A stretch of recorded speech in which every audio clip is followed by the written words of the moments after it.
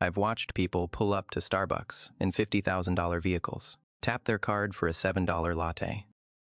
Then, panic 2 weeks later when their kid needs new shoes.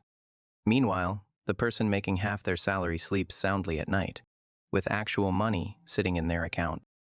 The difference isn't income, it is not even close. But here is the truth that makes financial experts uncomfortable. 1 out of every 3 Americans cannot cover a $400 emergency. $400. That is not even enough for the rent. And that is not a medical crisis. You've been taught that the path to financial security is straightforward.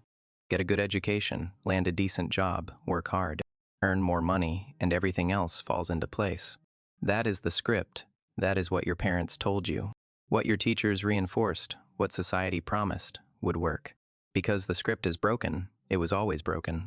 The entire framework you've been operating under treats income as the primary variable, when income is actually one of the least important factors. You walk into a coffee shop and you're surrounded by people, making terrible financial decisions in real time. But they don't look like terrible decisions, they look like normal life. The person ordering the elaborate drink they can't actually afford. The couple discussing a vacation they'll be paying off for 8 months. The professional scrolling through their phone, about to click buy now, on something they'll forget about in 3 weeks. None of these people think they're making mistakes, they think they're living. And that is exactly the problem. The behaviors that keep people broke don't feel like mistakes. They feel like reasonable choices, like treating yourself like normal adult life. The financial advice you've been given operates on the assumption that you understand what you're doing wrong. But you don't, because what you're doing wrong doesn't look wrong. It looks like everyone else's life, like the life you were told to build. This isn't because you're bad with money. It is because you're operating without a framework that actually works. You're trying to navigate financial decisions with a map drawn by people who benefit from keeping you confused, stressed, and spending. Most people have no specific financial destination. They're just driving, earning, spending, hoping it somehow works out. They make decisions based on whether they can technically afford something right now, not whether that purchase moves them toward or away from anything meaningful. Because they don't have anything meaningful to move toward. They have vague wishes. I want to be comfortable. I want to not stress about money. I want to retire someday. These aren't goals. These are fantasies that provide zero guidance for actual decisions. When life throws the inevitable surprise, and life always throws surprises, they are forced into desperate mode. The car breaks down, and suddenly they're choosing between a credit card that they can't afford, or borrowing from family, or hoping it goes away. None of these are solutions. They're just different flavors of financial damage. And the reason they're in this position isn't because the car broke down. Cars break down. That is what cars do. They're in this position because they treated predictable unpredictability, as if it were actually unpredictable. You've been running your personal finances like a business that doesn't track its numbers. You have a rough idea of what comes in, and a vague sense of where it goes, but no precise awareness of the actual flow. And then you wonder why you can't get ahead. What you're doing wrong is believing that financial success is about earning more money. It is not. It never was. Financial success is about making different decisions with whatever money you have. And those decisions are currently being made in the dark, guided by cultural programming that was designed to keep you consuming, not to help you build actual wealth. The numbers don't care about your justifications. They just compound. Take the person who grabs lunch out every workday. $15 seems reasonable, feels normal, everybody does it. Except $15 times 5 days is $75 weekly. That is $300 monthly, $3,600 yearly. Add dinner out twice a week at $40 per meal, and you're looking at another $340 monthly. Now we're at $640, leaving your account every month for restaurant food. Not groceries, not the ingredients you could have used to make the same meals. For a fifth of the cost, just the convenience and the atmosphere. Run that for a year, and you've spent $7,680. On meals, you won't remember 3 days after eating them. Over 10 years, assuming you never increase your spending, that is $76,800. Invested with the same conservative returns, that becomes roughly $106,000. You're not just spending money on food. You're trading a 6-figure investment account for the privilege of not cooking. And here is the part that makes this mathematically inescapable. These aren't extreme examples. We're not talking about someone with a cocaine problem or a gambling addiction. We're describing completely normal, socially acceptable spending patterns that millions of people engage in daily without thinking twice. Stack these together, and you're looking at $12,000 to $18,000 annually that evaporates. Not on rent, not on utilities, not on actual necessities. On stuff that feels normal because everyone around you is doing the same thing. Now, layer in a car payment. The average new car payment in America is around $700 monthly. That is $8,400 annually. Over a 6-year loan term, you'll pay $50,400 for a vehicle that loses 20% of its value the moment you drive it off the lot. And here is the thing that makes this particularly devastating. Most people making that $700 monthly payment will tell you they need the car, and maybe they do need a car. But they don't need a $50,000 car. They need transportation. There is a difference, and that difference costs about $30,000. What we're looking at here isn't a mystery. It is not complicated financial theory. It is basic arithmetic that anyone with a calculator can verify. The reason people stay broke isn't because they don't earn enough. It is because they're systematically transferring wealth out of their lives through spending patterns they've never actually examined with a calculator in hand. And this is where the present-focused thinking becomes genuinely dangerous. Because when you're living entirely in the moment, making decisions based on what feels good right now, you're essentially pretending your future self doesn't exist. You're spending money on immediate pleasures while operating under this magical assumption that somehow, someway, your future financial needs will just work themselves out. They won't. The math doesn't allow for it. Walk through any upscale neighborhood on a Saturday morning. Those gleaming SUVs in the driveways, the designer clothes at the grocery store, the landscaped yards that cost more to maintain than most people's rent. You're looking at a performance. An expensive, exhausting performance that is making someone else wealthy while the performers go broke. The guy in the $60,000 truck, he is paying interest to a bank that owns the actual asset. The family in the showcase home, they're renting it from a mortgage company for 30 years. And if they miss 3 payments, they'll discover who really owns it. The truly wealthy figured this out decades ago. They're not the ones buying new. They're the ones collecting the interest payments, the lease fees, the monthly subscriptions. They own the apartment buildings, the car dealerships, the banks. They've built their wealth by positioning themselves on the receiving end of everyone else's status, anxiety. But here is where the extraction gets truly sophisticated. Most people don't just pay everyone else first. They've been trained to think that is the responsible thing to do. Bills come in, bills get paid, and whatever's left over might go toward their own future. Except there is never anything left over. Because the system is designed to expand and consume every available dollar. The people who escape this trap do something that feels almost irresponsible at first. They pay themselves first, before the landlord gets paid. Before the car payment goes out, before anything else happens.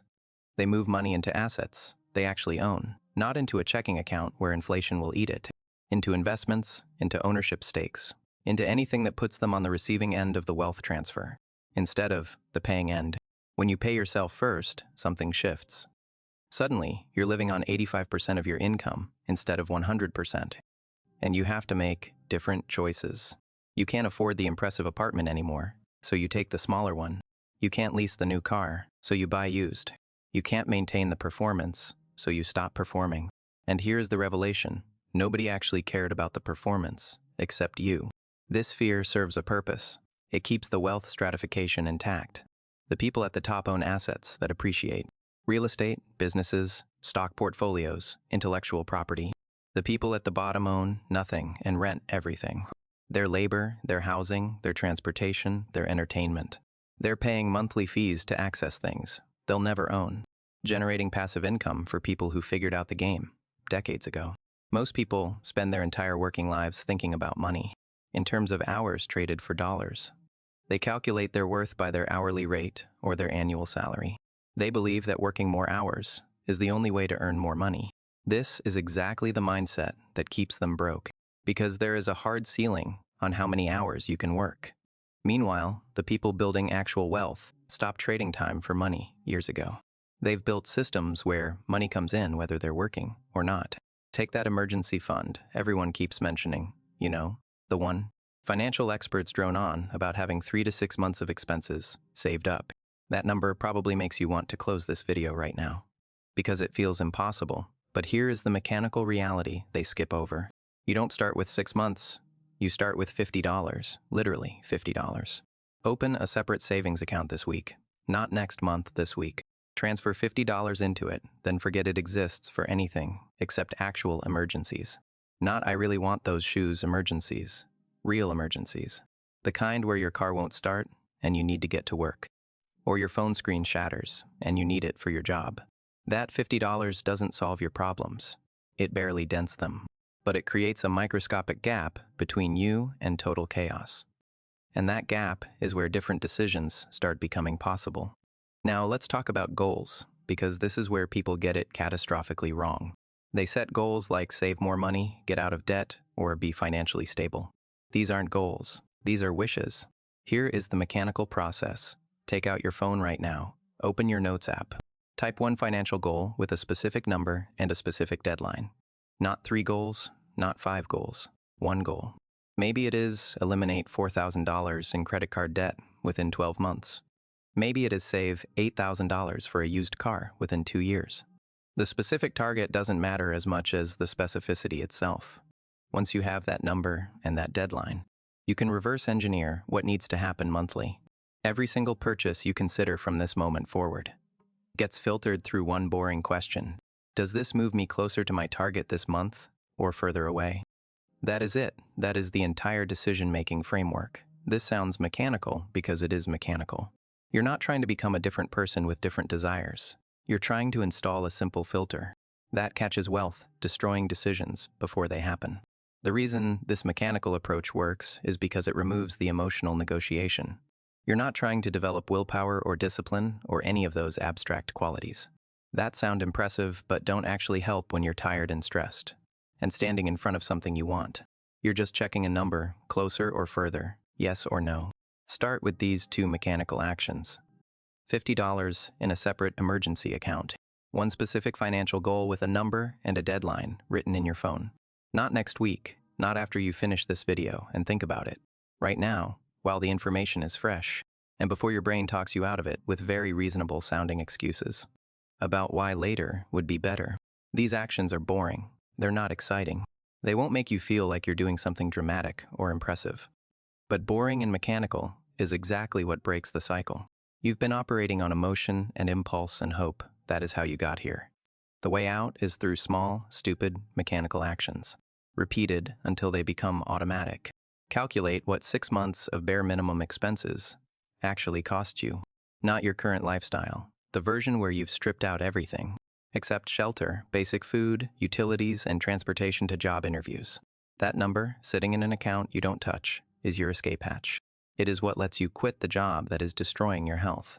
It is what lets you say no to the next terrible financial decision, without panic forcing your hand. Most people never get that option. They're locked into whatever circumstances they're currently trapped in, because missing 2 paychecks means homelessness. That is not financial planning. That is hostage negotiation with your own life.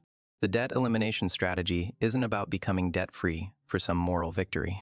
It is about removing the monthly obligations that keep you chained to income sources you hate. Every debt payment you eliminate is another piece of monthly income you get to keep when everything falls apart. And things do fall apart. Companies downsize, industries collapse, health emergencies hit. The question isn't whether you'll face a financial disruption. It is whether you'll have any options when it arrives. Here is the part that separates this from every other financial advice you've heard. I'm not promising you'll become wealthy. I'm not even promising you'll become comfortable. What I'm promising is that if you implement these specific behaviors, track every dollar for 1 month, automate transfers before you can spend the money, focus debt payments on highest interest obligations first, and avoid new consumer debt, you'll build something more valuable than wealth. You'll build options. The person with $10,000 in accessible savings and no credit card debt has more real freedom than the person earning twice as much, who is living paycheck to paycheck. That is not a metaphor. That is the actual mechanism of how financial independence works. It is not about the income level. It is about the gap between what you earn and what you absolutely must spend to survive. Your financial future isn't determined by whether you follow this advice perfectly. It is determined by whether you follow it consistently enough to build that buffer. before the next crisis hits. Because the next crisis will hit. The only question is whether you'll face it with options or without them. The path from broke to financially secure isn't about becoming rich. It is about becoming unfireable, untrappable, and able to walk away from situations that don't serve you. That is what these habits actually build.